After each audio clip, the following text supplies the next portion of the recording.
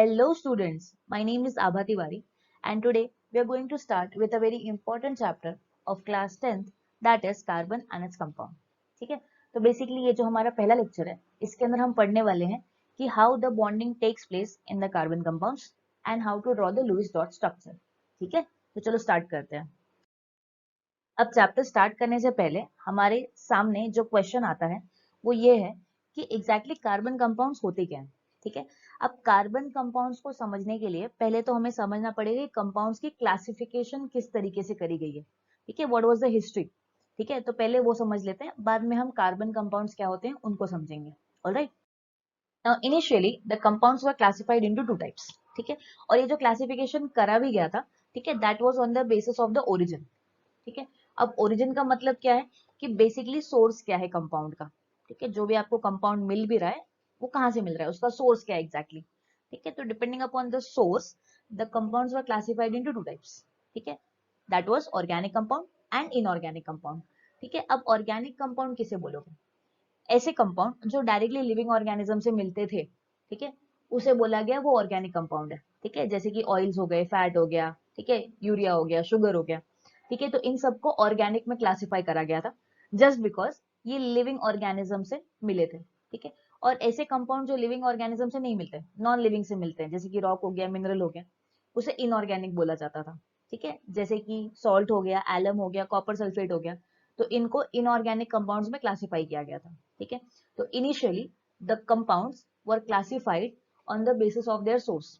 ठीक है, अब ऐसा क्यों? Because there was a theory called as vital force theory. ठीक है, अब वाइटल का मतलब क्या होता है? वाइटल का मतलब होता है एसेंशियल। ठीक है, या नेसेसरी भी बोल सकते हो आप। ठीक है, हम वाइटामिन बोलते हैं। ठीक है, वाइटामिन क्या होते हैं? ऐसे न्यूट्रिएंट्स जो कि बहुत एसेंशियल होते हैं हमारे बॉडी के लिए, ठीक है, हमारी ग्रोथ के लिए। तो वाइटल मतलब होता है एसेंशियल। ठीक है, this vital force theory was given by a Swedish scientist, the name was Berzelius. ठीक है, तो अब बर्जेलियस ने हमें क्या बोला? बर्जेलियस ने बोला कि कोई भी ऑर्गेनिक कंपाउंड को सिंथेसाइज करने के लिए एक मिस्टीरियस फोर्स लगती है।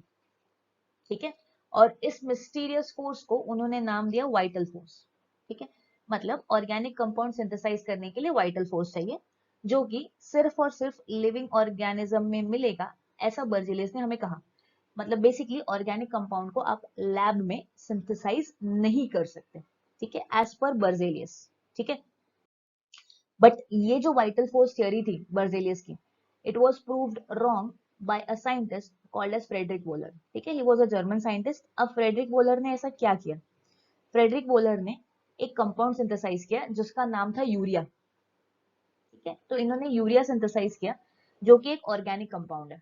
ठीक है, और इन्होंने इस यूरिया को सिंथेसाइज किया with the help of ammonium cyanate जो कि एक इनऑर्गेनिक कंपाउंड है। ठीक है, तो बेसिकली इन्होंने क्या करा? इन्होंने एक ऑर्गेनिक कंपाउंड को लैब में सिंथेसाइज कर दिया। ठीक है, तो जो वाइटल फोर्स थियोरी थी बर्जेलियस की, जिसने बोला था कि एक एसेंशियल फोर्स चाहिए ऑर्गेनिक कंपाउंड को सिंथेसाइज करने के लिए जो कि सिर्फ और सिर्फ लिविंग ऑर्गेनिज्म में मिलेगा, ये वाइटल फोर्स थियोरी जो थी बर्जेलियस की, इट वाज प्रूव्ड रॉन्ग। ठीक है, बाय फ्रेडरिक वोलर। तो इसके बाद बहुत सारे ऑर्गेनिक कंपाउंड जो है वो सिंथेसाइज होने लगे इन द लैब। ऑलराइट, अब जैसे कि हमने डिस्कस किया कि जो इनिशियल क्लासिफिकेशन था that was on the basis of the source. ठीक है, वो तो गलत प्रूव हो गया। क्यों गलत प्रूव हो गया? बिकॉज फ्रेडरिक वोलर ने एक ऑर्गेनिक कंपाउंड को सिंथेसाइज कर दिया। ठीक है, तो अब जो नया क्लासिफिकेशन दिया था कंपाउंड का, ठीक है, the classification remains the same, that compounds are classified into two types, that is organic and inorganic. ठीक है, बट जो बेसिस थी क्लासिफिकेशन की वो चेंज कर दी गई। ठीक है, तो now the elements are classified on the basis of their constituent. ठीक है, मतलब बेसिकली आप बोल सकते हो कंपोनेंट के बेसिस पे क्लासिफिकेशन कर दिया गया। ठीक है, तो ऑर्गेनिक कंपाउंड किसे बोला जाता है? अब ऐसे कंपाउंड जिसके अंदर कार्बन हाइड्रोजन की बॉन्ड हो, ठीक है, तो उसको बोला जाएगा ऑर्गेनिक। ठीक है, एग्जाम्पल अभी भी सेम रहेंगे, वही सारे, यूरिया हो गया, ऑयल हो गया, फैट हो गया, शुगर हो गया। ठीक है, तो ये सारे जो कंपाउंड्स हैं इनके अंदर कार्बन हाइड्रोजन की बॉन्डिंग होती है, इसके लिए इन्हें ऑर्गेनिक बोला जाता है। ठीक है, और इनऑर्गेनिक किसे बोलोगे? ऑब्वियसली ऐसे कंपाउंड को बोलोगे आप जिसके अंदर कार्बन और हाइड्रोजन की जो बॉन्ड है वो एब्सेंट है। ठीक है, तो उसे आप इनऑर्गेनिक बोल दोगे। ठीक है। एग्जाम्पल है हमारे पास कॉमन सॉल्ट, एलम, CuSO4। तो इन सब कंपाउंड्स के अंदर जो कार्बन हाइड्रोजन की बॉन्ड है वो एब्सेंट है, इसके लिए इन्हें इनऑर्गेनिक कहा जाता है। ठीक है। तो as per the modern classification, the elements are again classified into two types, that is organic and inorganic, but now they are classified on the basis of their constituent, ठीक है, and not on the basis of their source। ठीक है। अब basically समझने वाली बात यहाँ पे ये है कि हमको पता है कि मॉडर्न पीरियोडिक टेबल के अंदर 118 एलिमेंट है। ठीक है। अब 118 एलिमेंट होने के बावजूद कार्बन में ऐसा क्या है कि उसको इतना स्पेशल मेंशन दिया गया है। ठीक है। कार्बन के ऊपर पूरा एक चैप्टर बना दिया गया है, carbon and its compound, why not any other element. ठीक है। तो उसको हम समझने की कोशिश करते हैं कि कार्बन इतना इंपॉर्टेंट क्यों है। अब डे टू डे लाइफ में हम जितनी भी चीजें यूज करते हैं, ठीक है, मेजोरिटी ऑफ द चीजें जो है वो कार्बन से बनी है। ठीक है। जैसे कि फॉसिल फ्यूल्स हो गया, ठीक है, जो कि हम एनर्जी के लिए यूज करते हैं, कोल, ऑयल, नेचुरल गैस, ठीक है, पेट्रोलियम, जो भी है, तो इन सब के अंदर होता है कार्बन। ठीक है। जो भी हम फूड खाते हैं, कंज्यूम करते हैं, ठीक है, कार्बोहाइड्रेट्स हो गए, प्रोटीन्स हो गए, तो इन सब के अंदर कार्बन जो है वो बहुत मेजर कंपोनेंट होता है। ठीक है। वुड हो गया, ठीक है, वुड के अंदर भी क्या है, सेलुलोज है, और सेलुलोज के अंदर भी क्या होता है, कार्बन होता है। पेपर हो गया, again papers are also made up of cellulose, ठीक है, और उसके अंदर भी कार्बन होता है।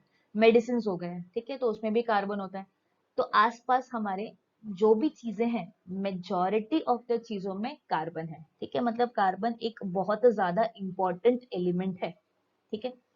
हमें कार्बन साइकिल के बारे में भी पता है। ठीक है। अब हम बेसिकली जो भी फूड खाते हैं, ठीक है, वो प्लांट से मिलता है। ठीक है। और फूड में हमको क्या मिलता है, ग्लूकोज मिलता है।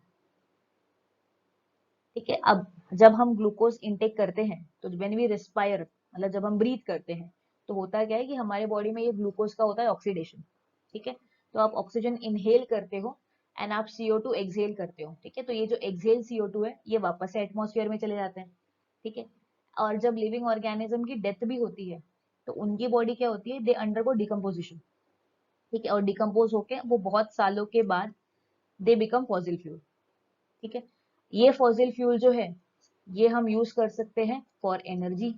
ठीक है। बिकॉज फॉसिल फ्यूल को बर्न करने से हमें मिलती है एनर्जी, हीट एनर्जी रिलीज होती है। ठीक है। तो ये जो बर्न करने के बाद CO2 मिल रहा है, ये अगेन एटमॉस्फेयर में चला गया। ठीक है। अब ये जो CO2 हमने एक्सहेल आउट करके बाहर छोड़ा है, ठीक है, या जो फॉसिल फ्यूल बर्न करने के बाद जो CO2 बाहर निकला है, ये CO2 प्लांट यूज करता है। ठीक है। For a process called as photosynthesis. ठीक है। तो फोटोसिंथेसिस में क्या क्या लगता है, CO2 लगता है, वाटर लगता है इन प्रेजेंस ऑफ सनलाइट। ठीक है। And plant they produce what, they produce food, मतलब बेसिकली ग्लूकोज बनाते हैं। ठीक है। ये ग्लूकोज अगेन हम खाते हैं। ठीक है। लिविंग ऑर्गेनिजम्स इसको यूज करते हैं। ठीक है। अगेन हमारी बॉडी क्या होगी, डिकम्पोज होगी, फॉसिल फ्यूल बनेगा, और अगर हमारे बॉडी में ग्लूकोज का ऑक्सीडेशन हुआ, तो कार्बन डाइऑक्साइड फिर से चला जाएगा एटमॉस्फेयर में। ठीक है। प्लांट भी इवन जब रिस्पायर करते हैं, तो वो O2 को इनहेल करते हैं और CO2 को एक्सहेल करते हैं। ठीक है। तो मतलब बेसिकली ये पूरे साइकिल में चलता ही रहेगा। ठीक है। तो बेसिकली ये सारा डिस्कशन क्यों किया हमने, आपको सिर्फ इतना समझाने के लिए कि कार्बन जो है ये बहुत ज्यादा इंपॉर्टेंट एलिमेंट है। ठीक है। हमारे आसपास की बहुत सारी चीजों में कार्बन है, कार्बन की साइकिल भी बहुत इंपॉर्टेंट है। ठीक है। इसके लिए हम इस पूरे चैप्टर के अंदर कार्बन और उसके कंपाउंड के बारे में बात करने वाले हैं। ठीक है। So now students, let us talk in detail more about carbon. ठीक है। तो जैसे कि हमने डिस्कस किया कि अगर कार्बन एंड हाइड्रोजन के बीच में बॉन्ड है, तो आप उसे कहोगे that it's an organic compound. ठीक है। और इस ऑर्गेनिक कंपाउंड की जो स्टडी है, इसे हम कहते हैं ऑर्गेनिक केमिस्ट्री। ठीक है। तो बेसिकली आप बोल सकते हो कि ऑर्गेनिक कंपाउंड कार्बन के ही बने हुए हैं। ठीक है। तो कार्बन के कुछ बेसिक प्रॉपर्टीज के बारे में बात कर लेते हैं। ठीक है। कार्बन का जो एटॉमिक नंबर है, दैट इज 6। ठीक है। एटॉमिक मास नंबर जो है दैट इज 12, एंड कार्बन का सिंबल क्या है, Ca। ठीक है। तो ये हो गए बेसिक प्रॉपर्टी। अब कार्बन के बारे में अगर हम बात करेंगे, तो कार्बन का एटॉमिक नंबर अगर 6 है, तो इसका इलेक्ट्रॉनिक कॉन्फ़िगरेशन हो जाएगा 2,4। ठीक है। अब जैसे कि आपको दिख रहा है 2,4 है, मतलब ये अनस्टेबल है। ठीक है। क्यों, बिकॉज कोई भी एटम को स्टेबल होने के लिए उनका ऑक्टेट कंप्लीट करना बहुत जरूरी होता है। ठीक है। और ये ऑक्टेट कैसे कंप्लीट करता है कोई भी एटम, या तो वो इलेक्ट्रॉन को डोनेट करेगा, या तो वो इलेक्ट्रॉन को गेन करेगा, या तो वो इलेक्ट्रॉन को शेयर करेगा। ठीक है। तो ये तीन पॉसिबिलिटी है by which an atom can become stable. ठीक है, तो अब चलो देखते हैं कि कार्बन बेसिकली करेगा क्या। ठीक है, या वो गेन करेगा, लूज करेगा, या वो शेयर करेगा। राइट, अब अगर हम पहला केस डिस्कस करें, ठीक है, मान लो कि कार्बन जो है वो 4 इलेक्ट्रॉन गेन कर रहा है। ठीक है, ताकि वो 2,8 के कॉन्फ़िगरेशन पे चला जाए। ठीक है, अब जब इसने 4 इलेक्ट्रॉन को गेन किया, ठीक है, मतलब अगर हम यहाँ पे लिख दें कार्बन है, इसने गेन किया 4 इलेक्ट्रॉन। ठीक है, अब जितने इलेक्ट्रॉन गेन करेगा उतना नेगेटिव चार्ज इसके ऊपर आ जाएगा। ठीक है, तो ये बन जाएगा C4- का एनायन। ठीक है, अब हम देखते हैं C और C4- में कितने प्रोटॉन हैं और कितने इलेक्ट्रॉन हैं। ठीक है, C के अंदर there are 6 electron and there are 6 protons. ठीक है, बट 4 इलेक्ट्रॉन गेन करने के बाद C4- जो है इसके अंदर आ जाता है 10 इलेक्ट्रॉन्स। ठीक है, पर प्रोटॉन तो उतने ही रहेंगे, 6 प्रोटॉन रहेंगे। ठीक है, तो अब 6 प्रोटॉन के लिए 10 इलेक्ट्रॉन को पुल करना क्या हो जाएगा, बहुत ज्यादा डिफिकल्ट हो जाएगा। ठीक है, होल्ड नहीं कर पाएगा 6 प्रोटॉन 10 इलेक्ट्रॉन को। ठीक है, तो इसके लिए पहला जो पॉसिबिलिटी हम डिस्कस कर रहे हैं कि कार्बन अगर 4 इलेक्ट्रॉन गेन कर ले और स्टेबल हो जाए, तो ये पॉसिबिलिटी नहीं होगी, बिकॉज गेन करना यहाँ पे डिफिकल्ट हो जाएगा। ऑलराइट, नेक्स्ट केस डिस्कस करते हैं कि what if carbon loses 4 electron. ठीक है, अगर कार्बन ने 4 इलेक्ट्रॉन निकाल दिया, ठीक है, तो उसके आउटर शेल में 2 ही इलेक्ट्रॉन हो जाएंगे, मतलब वो ड्यूप्लेट पे स्टेबल हो जाना चाहिए। ठीक है, जैसे कि अगर कार्बन है, कार्बन ने 4 इलेक्ट्रॉन निकाल दिए, डोनेट कर दिए। ठीक है, जितने इलेक्ट्रॉन निकलेंगे लॉस होंगे उतना पॉजिटिव चार्ज आएगा, तो ये बन जाएगा C4+। ठीक है, कब बनेगा C4+? When it will lose 4 electrons. ठीक है, बट अगर आप यहाँ पे इलेक्ट्रॉन प्रोटॉन को अगेन कंपेयर करते हो, तो कार्बन के अंदर 6 इलेक्ट्रॉन है और 6 प्रोटॉन है। C4+ के अंदर there are 2 electrons and there are 6 protons. ठीक है, बट यहाँ पे आपको ध्यान में एक चीज रखना है कि जितने आप इलेक्ट्रॉन्स को निकालोगे, ठीक है, इलेक्ट्रॉन्स को निकालने के लिए लगती है एनर्जी। ठीक है, और इस एनर्जी को बोला जाता है आयोनाइजेशन एनर्जी। ठीक है, तो the energy required to remove the electron is called as ionisation energy. ठीक है, तो अब 4 इलेक्ट्रॉन निकालने के लिए एनर्जी जो है वो बहुत ज्यादा लगेगी। ठीक है, इसके लिए 4 इलेक्ट्रॉन लूज करना भी कार्बन के लिए पॉसिबल नहीं है। तो ना तो कार्बन गेन करेगा 4 इलेक्ट्रॉन, ना तो कार्बन लूज करेगा 4 इलेक्ट्रॉन। तो करेगा क्या एग्जैक्टली exactly? तो कार्बन क्या करेगा, इसके पास एक ही पॉसिबिलिटी बच रहा है कि ये 4 इलेक्ट्रॉन शेयर करेगा कोई एक दूसरे एलिमेंट के साथ या दूसरे कार्बन के साथ, और ये बना लेगा कोवेलेंट बॉन्ड। ठीक है, तो यही एक पॉसिबिलिटी, तो आपको याद रखना है that carbon forms the bond by sharing it's valence electron. ठीक है, तो ये जो 4 इलेक्ट्रॉन दिख रहे हैं आपको वैलेंस शेल में, ठीक है, इसको हम बोलते हैं वैलेंस इलेक्ट्रॉन। तो ये जो 4 इलेक्ट्रॉन है इसे वो करेगा शेयर। ठीक है, and the bond formed by sharing of an electron is called as covalent bond. ठीक है, तो बेसिकली कार्बन बनाता है कोवेलेंट बॉन्ड। ठीक है, जैसे कि हमने डिस्कस किया कि जो बॉन्ड बनते हैं शेयरिंग ऑफ इलेक्ट्रॉन के बाद उसे कोवेलेंट बॉन्ड कहा जाता है। ठीक है, और जिस कंपाउंड में कोवेलेंट बॉन्ड है उसे बोला जाता है कोवेलेंट कंपाउंड्स। ठीक है, कार्बन क्या करता है, कार्बन स्टेबिलिटी अटेन करता है bye sharing of an electron, मतलब कार्बन क्या करता है, कोवेलेंट बॉन्ड्स बनाता है। ठीक है, और ये जो कोवेलेंट कंपाउंड्स हैं इनको रिप्रेजेंट करने का एक बहुत ही स्पेशल तरीका है। ठीक है, जिसे कहा जाता है Lewis dot and cross structure. ठीक है, तो अभी हम लोग काफी सारे एग्जांपल्स देखेंगे कि आपको लुईस एंड डॉट स्ट्रक्चर्स कैसे बनाना है। ठीक है, तो चलो the first example which we have for drawing the Lewis dot and cross structure is of hydrogen. ठीक है, मतलब बेसिकली अपने को हाइड्रोजन का मॉलिक्यूल बनाना है यहाँ पे। ठीक है, अब हाइड्रोजन काफी बेसिक एग्जांपल है। ठीक है, आपको पता भी होगा हाइड्रोजन जो होता है, ठीक है, इसका जो एटॉमिक नंबर है वो 1 है, मतलब ऑब्वियसली इसका इलेक्ट्रॉनिक कॉन्फ़िगरेशन भी 1 होगा। मतलब हाइड्रोजन के पास एक ही वैलेंस शेल है और उसके अंदर एक ही इलेक्ट्रॉन है। ठीक है, तो आप क्या करेंगे, हाइड्रोजन बनाएंगे ऐसे, ठीक है, और इस पे एक इलेक्ट्रॉन दिखा देंगे ऐसे, या तो आप डॉट दिखा दो या तो आप क्रॉस दिखा दो। ठीक है, और आप क्या करेंगे, एक और हाइड्रोजन दिखाएंगे यहाँ पे और इसके ऊपर भी डॉट दिखा देंगे। ठीक है, आपको यहाँ पे ध्यान रखना है कि सिंस ये दोनों एटम सेम ही एलिमेंट के लिए हैं, तो आप दोनों के लिए या तो डॉट दिखाओ या तो आप दोनों के लिए क्रॉस दिखाओ। ठीक है, मतलब ऐसा भी दिखा सकते हो आप। ठीक है, बट एक के लिए डॉट और दूसरे के लिए क्रॉस नहीं दिखाना। ठीक है, मतलब इस तरीके से अगर बना दिया, एक के लिए डॉट बना दिया और दूसरे के लिए क्रॉस बना दिया, ठीक है, तो ये तरीका गलत हो जाएगा। ठीक है, क्यों तरीका गलत हो जाएगा? बिकॉज दोनों एटम जो है वो सेम ही एलिमेंट के हैं। ठीक है, तो अगर एटम सेम एलिमेंट के होते हैं तो आप दोनों के लिए या तो डॉट बनाओ या तो दोनों के लिए क्रॉस बनाओ। अगर दोनों एटम अलग अलग एलिमेंट के होते तब आप एक के लिए डॉट बनाते और एक के लिए क्रॉस बनाते। ठीक है, अब आप क्या करेंगे यहाँ पे? अब यहाँ पे हाइड्रोजन जो है, दोनों हाइड्रोजन ये क्या करेगा? अपना इलेक्ट्रॉन पेयर शेयर करेगा।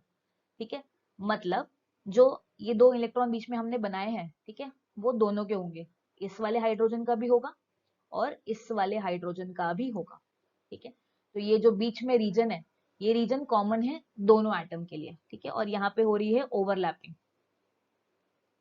ठीक है, अब ये ओवरलैपिंग का कंसेप्ट क्या है ये आप हायर स्टैंडर्ड्स में पढ़ोगे, बट अभी के लिए सिर्फ इतना जान लो कि बीच में जो है इलेक्ट्रॉन पेयर कॉमन हो जाएंगे दोनों एटम के लिए, मतलब वो इस वाले हाइड्रोजन का भी है और वो इस वाले हाइड्रोजन का भी है। ठीक है, now as you can see दोनों हाइड्रोजन के बीच में जो है there is one pair of electron getting shared. ठीक है, मतलब एक ही पेयर ऑफ इलेक्ट्रॉन जो है वो शेयर हो रही है। ठीक है, तो आप जितने इलेक्ट्रॉन पेयर शेयर होते हैं आप उतने कोवेलेंट बॉन्ड बनाते हो। ठीक है, तो यहाँ पे एक ही इलेक्ट्रॉन पेयर शेयर हुआ है, इसके लिए आप एक ही कोवेलेंट बॉन्ड बनाओगे, मतलब H और H के बीच में ऐसा सिंगल कोवेलेंट बॉन्ड आप बना दो। ठीक है, तो this is the Lewis Dalton cross structure for hydrogen. ठीक है, the next example we have it is of chlorine. ठीक है, अब क्लोरीन जो है आपको पता है, क्लोरीन जो है इसका एटॉमिक नंबर है 17, इलेक्ट्रॉनिक कॉन्फ़िगरेशन है 2, 8, 7। ठीक है, अच्छा ध्यान यहाँ पे आपको ये रखना है कि आप लुईस डॉल्टन क्रॉस स्ट्रक्चर में सिर्फ और सिर्फ वैलेंस इलेक्ट्रॉन बनाते हो। ठीक है, सारे इलेक्ट्रॉन नहीं बनाते। तो क्लोरीन के पास 7 इलेक्ट्रॉन है। ठीक है, इन द वैलेंस शेल। तो ये हो गए आपके वैलेंस शेल के electrons, that is valence electron. ठीक है, तो क्या करेंगे? क्लोरीन बनाएंगे और इसके पास 7 इलेक्ट्रॉन दिखा देंगे, या तो डॉट से दिखा दो या तो क्रॉस से दिखा दो। 4, 5, 6, 7। ठीक है, ये हो गया क्लोरीन। एक दूसरा क्लोरीन बना लेंगे यहाँ पे, Cl हो गया। अगेन इसके 7 इलेक्ट्रॉन्स दिखा दो आप। ठीक है, यहाँ पे क्रॉस बना दिया। अब होगा क्या कि ये दोनों जो Cl हैं, ठीक है, इन दोनों को एक एक इलेक्ट्रॉन चाहिए, तो कोई भी डोनेट करने की हालत में नहीं है, तो दोनों क्या करेंगे? इलेक्ट्रॉन पेयर को शेयर कर लेंगे, मतलब एक इलेक्ट्रॉन एक क्लोरीन लाएगा और दूसरा इलेक्ट्रॉन दूसरा क्लोरीन लाएगा। ठीक है, तो इस तरीके से हमने बना लिया। तो बेसिकली यहाँ पे अगर आप देख रहे हो तो इस वाले क्लोरीन का जो है इसका भी ऑक्टेट कंप्लीट हो रहा है, 8 इलेक्ट्रॉन हो गया, और ये जो क्लोरीन है इसका भी ऑक्टेट अगेन कंप्लीट हो गया। ठीक है, again as you can see here there is only one pair of electrons getting shared. ठीक है, तो जैसे कि मैंने आपको बोला कि अगर एक ही इलेक्ट्रॉन पेयर शेयर होता है तो आप बनाते हैं इसके बीच में सिंगल बॉन्ड। ठीक है, तो ये हो गया क्लोरीन के लिए इलेक्ट्रॉन डॉटिंग क्रॉस स्ट्रक्चर। ठीक है, now the next example which we have it is of methane. ठीक है, मीथेन का फॉर्मूला क्या है? CH4। अगेन इसमें ना दो टाइप के एलिमेंट है। ठीक है, एक है कार्बन, एक है हाइड्रोजन। ठीक है, कार्बन का जो एटॉमिक नंबर है दैट इज 6, तो इलेक्ट्रॉनिक कॉन्फ़िगरेशन हो जाएगा 2,4। ठीक है, मतलब कार्बन के पास 4 जो है वो वैलेंस इलेक्ट्रॉन्स है। ठीक है, next we talk about hydrogen. तो हाइड्रोजन का जो एटॉमिक नंबर है दैट इज 1, मतलब हाइड्रोजन के पास एक ही इलेक्ट्रॉन है इन द वैलेंस शेल। ठीक है, अब इसको बनाएंगे कैसे? ठीक है, अब कार्बन का जैसे कि आप देख रहे हो तो कार्बन के पास 4 इलेक्ट्रॉन है। ठीक है, उसको स्टेबल होने के लिए और 4 इलेक्ट्रॉन चाहिए।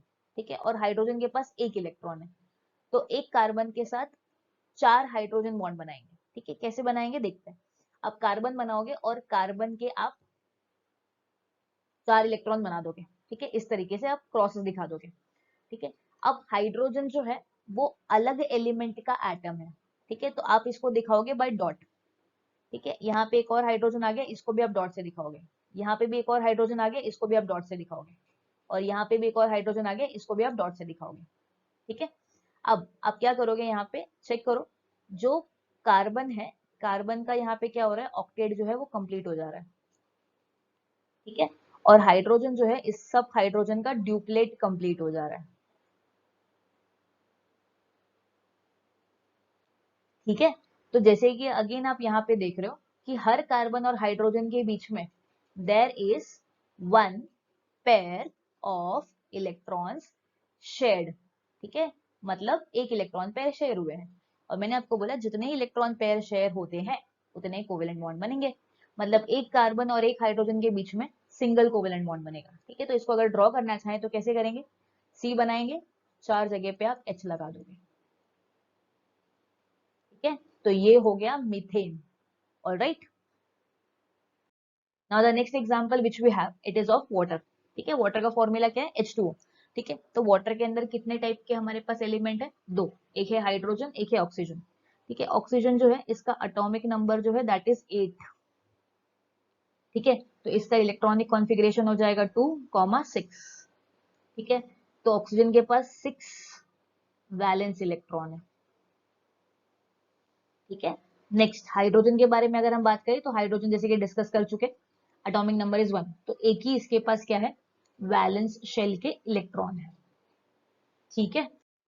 अब इसे बनाएंगे कैसे, ठीक है। तो बीच में आप ऑक्सीजन बना लो, ठीक है। अब ऑक्सीजन को चाहिए 2 इलेक्ट्रॉन और, ठीक है, बिकॉज उसके वैलेंस शेल में 6 इलेक्ट्रॉन है, 2 और मिलेगा तभी उसका ऑक्टेट कंप्लीट होगा, ठीक है।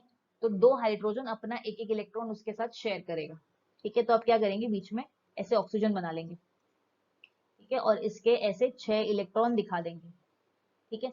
फिर आप बनाएंगे यहाँ पे हाइड्रोजन, ठीक है। हाइड्रोजन अपना अपना इलेक्ट्रॉन लेके आ रहा है, यहाँ पे ये वाला हाइड्रोजन भी अपना इलेक्ट्रॉन लेके आ रहा है, ठीक है। तो यहाँ पे बेसिकली क्या हो रहा है कि जो आपका ऑक्सीजन है, ठीक है, इस ऑक्सीजन का जो है वो ऑक्टेट कंप्लीट हो जा रहा है, ठीक है। 8 इलेक्ट्रॉन हो गए इसके, और जो हाइड्रोजन है इसका भी जो है वो ड्यूप्लेट कंप्लीट हो जा रहा है,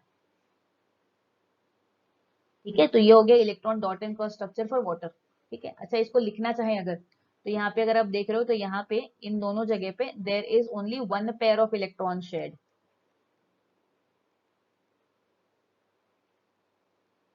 ठीक है। तो ओ और एच के बीच में जो है वो सिंगल कोवेलेंट बॉन्ड होगा, ठीक है। तो ओ एच बनाएंगे, यहाँ पे ओ एच बना देंगे, ठीक है। तो ये हो गया वाटर का Lewis dot and cross representation, ठीक है। Now the next example which we have it is of hydrogen chloride, ठीक है। अगेन इसमें भी दो टाइप के एलिमेंट है, एक है हाइड्रोजन एक है क्लोरीन, ठीक है। क्लोरीन का जैसे कि हमने डिस्कस किया है एटॉमिक नंबर 17 है, इलेक्ट्रॉनिक कॉन्फ़िगरेशन है 2,8,7, ठीक है। मतलब इसके पास 7 वैलेंशियल इलेक्ट्रॉन है, मतलब इसको और एक इलेक्ट्रॉन चाहिए तब जाके ये स्टेबल होगा क्लोरीन, ठीक है। हाइड्रोजन का एटॉमिक नंबर 1 है, इसके पास एक ही इलेक्ट्रॉन है, ठीक है। मतलब इसको एक और अगर इलेक्ट्रॉन मिलेगा तब जाके ये ड्यूप्लेट पे स्टेबल होगा, ठीक है। तो हाइड्रोजन को भी एक चाहिए, क्लोरीन को भी एक चाहिए, ठीक है। तो कोई डोनेट करने की हालत में नहीं है, तो हाइड्रोजन और क्लोरीन क्या करेंगे, एक पेयर ऑफ इलेक्ट्रॉन को शेयर कर लेंगे, ठीक है। इसको बनाएंगे कैसे, Cl है, Cl के अब 7 इलेक्ट्रॉन दिखा दो इस तरीके से, ठीक है। और फिर यहाँ पे हाइड्रोजन दिखाओ, ठीक है। और हाइड्रोजन ने अपना एक इलेक्ट्रॉन दिया, ठीक है। सिंस ये अलग एलिमेंट का एटम है इसके लिए हमने यहाँ पे डॉट दिखाया है, ठीक है। तो एक एलिमेंट के एटम को हम एक एलिमेंट के इलेक्ट्रॉन्स को हमने क्रॉस से रिप्रेजेंट किया है और दूसरे एलिमेंट के इलेक्ट्रॉन को हमने डॉट से रिप्रेजेंट किया हुआ है, ठीक है। अच्छा, अगर यहाँ पे देखोगे तो क्लोरीन जो है, ठीक है, क्लोरीन का यहाँ पे ऑक्टेट जो है वो कंप्लीट हो जा रहा है, ठीक है, एक इलेक्ट्रॉन पेयर शेयर करने के बाद, ठीक है। और H का जो है वो ड्यूप्लेट कंप्लीट हो जा रहा है, ठीक है। तो as discussed here also there is one pair of electron shared, ठीक है। मतलब H और Cl के बीच में कितनी कोवेलेंट बॉन्ड होगी, यहाँ पे होगा एक ही कोवेलेंट बॉन्ड, तो H और Cl के बीच में हम एक कोवेलेंट बॉन्ड यहाँ पे बना देंगे, ठीक है। तो ये हो गया हाइड्रोजन क्लोराइड का स्ट्रक्चर, ठीक है। ये जो इलेक्ट्रॉन है, ये इलेक्ट्रॉन जो है ये दोनों के लिए कॉमन है, Cl के लिए भी कॉमन है और H के लिए भी कॉमन है, ठीक है। नेक्स्ट एग्जांपल भी है, इट इज ऑफ ऑक्सीजन का मॉलिक्यूल, ठीक है। अब ये इंपॉर्टेंट है, इसको जरा ध्यान से सुनना, ठीक है। अब O2 के अंदर दोनों एटम जो है वो ऑक्सीजन के, ठीक है। ऑक्सीजन का जैसे कि हम डिस्कस कर चुके, atomic number is 8, electronic configuration is 2,6, ठीक है। वैलेंस शेल में ऑक्सीजन के 6 इलेक्ट्रॉन है, इसको और 2 इलेक्ट्रॉन चाहिए तब जाके ये स्टेबल होगा, ठीक है। मतलब 2 इलेक्ट्रॉन, 2 ऑक्सीजन जो है वो 2 इलेक्ट्रॉन पेयर शेयर करेंगे, ठीक है, तभी तो स्टेबल होंगे क्योंकि दो दो इलेक्ट्रॉन चाहिए। तो ये वाला एक ऑक्सीजन बना लो यहाँ पे, और इस ऑक्सीजन के अगेन आप क्या बनाओगे, 6 इलेक्ट्रॉन दिखाओगे बाहर वाले शेल में, ठीक है, एक और ऑक्सीजन यहाँ पे बना लो। ठीक है, इसके भी आप क्या करोगे, 6 इलेक्ट्रॉन बना लोगे इस तरीके से। ठीक है, अच्छा दोनों के लिए क्रॉस क्यों लिखा है हमने, बिकॉज दोनों जो एटम है वो सेम ही एलिमेंट का है। ठीक है, इसके लिए हम लोगों ने दोनों को क्रॉस से दिखा दिया। ठीक है, अब इस ऑक्सीजन का देखो, तो इस ऑक्सीजन का ऑक्टेट ऐसे कंप्लीट हो रहा है। ठीक है, और इस वाले ऑक्सीजन का ऑक्टेट जो है वो इस तरीके से कंप्लीट हो रहा है। ठीक है, बट यहाँ पे आपको ध्यान ये रखना है कि यहाँ पे देर are 2 pairs of electrons getting shared, right? तो 2 इलेक्ट्रॉन पेयर शेयर हुआ है, मतलब यहाँ पे बनेगा 2 कोवेलेंट बॉन्ड। मतलब ऑक्सीजन और ऑक्सीजन के बीच में आप 2 बॉन्ड दिखाओगे। ठीक है, तो यहाँ पे this is an example of double covalent bond. अब इस एग्जाम्पल के पहले जितने भी एग्जाम्पल हमने करे, ठीक है, वो सारे एग्जाम्पल थे सिंगल कोवेलेंट बॉन्ड के। ठीक है, तो O2 is an example of a double covalent bond. ठीक है, the final example which we have for the day is nitrogen का मॉलिक्यूल। ठीक है, N2। ठीक है, अब N2 जो होता है, ठीक है, N बेसिकली अगर बात करें, बिकॉज 2 एटम नाइट्रोजन के, तो इसका एटॉमिक नंबर होता है 7, तो इलेक्ट्रॉनिक कॉन्फ़िगरेशन हो जाएगा 2,5। ठीक है, तो नाइट्रोजन के वैलेंस शेल में 5 इलेक्ट्रॉन है। ठीक है, देयर आर 5 वैलेंस इलेक्ट्रॉन। ठीक है, स्टेबल होने के लिए, ऑक्टेट पे जाने के लिए इसको चाहिए 3 और इलेक्ट्रॉन। ठीक है, तो 2 नाइट्रोजन 3 पेयर ऑफ इलेक्ट्रॉन को शेयर करेंगे। ठीक है, बनाएंगे कैसे इसे, यहाँ पे आपने नाइट्रोजन बना दिया। ठीक है, नाइट्रोजन के आप क्या करो, 5 इलेक्ट्रॉन दिखा दो, बिकॉज 5 वैलेंशियल इलेक्ट्रॉन है। ठीक है, बगल में एक और नाइट्रोजन बना दो। ठीक है, इस वाले नाइट्रोजन के भी आप क्या करो, 5 इलेक्ट्रॉन इस तरीके से दिखा दो। ठीक है, अब अगर हम देखें ये लेफ्ट साइड वाला जो नाइट्रोजन है, ठीक है, इसके ऑक्टेट इस तरीके से कंप्लीट हो रही है। देखो यहाँ पे हो गए 8 इलेक्ट्रॉन, और ये जो राइट वाला नाइट्रोजन है इसकी भी यहाँ पे ऑक्टेट कंप्लीट हो गई। ठीक है, as you can see here, between nitrogen, 2 nitrogen atoms, ठीक है, there are 3 pairs of electrons shared। ठीक है, तो since 3 pair of electron share हुआ है, तो जो नाइट्रोजन है, ठीक है, इनके बीच में हम बनाएंगे 3 कोवेलेंट बॉन्ड। ठीक है, so it's an example of triple covalent bond. ठीक है, तो ये हो गया हमारा Lewis dot and cross structure के एग्जांपल्स। ठीक है, so in this lecture we have studied classification of compounds, फिर हम लोगों ने पढ़ा कि कार्बन किस टाइप की बॉन्डिंग करता है। ठीक है, और फिर हम लोगों ने सीखा how to draw the Lewis dot and cross structure. ठीक है, so I hope you have liked this lecture. If you really enjoyed this lecture, please hit the like button, please subscribe to this channel, and also please share it with your friends. Thank you so much.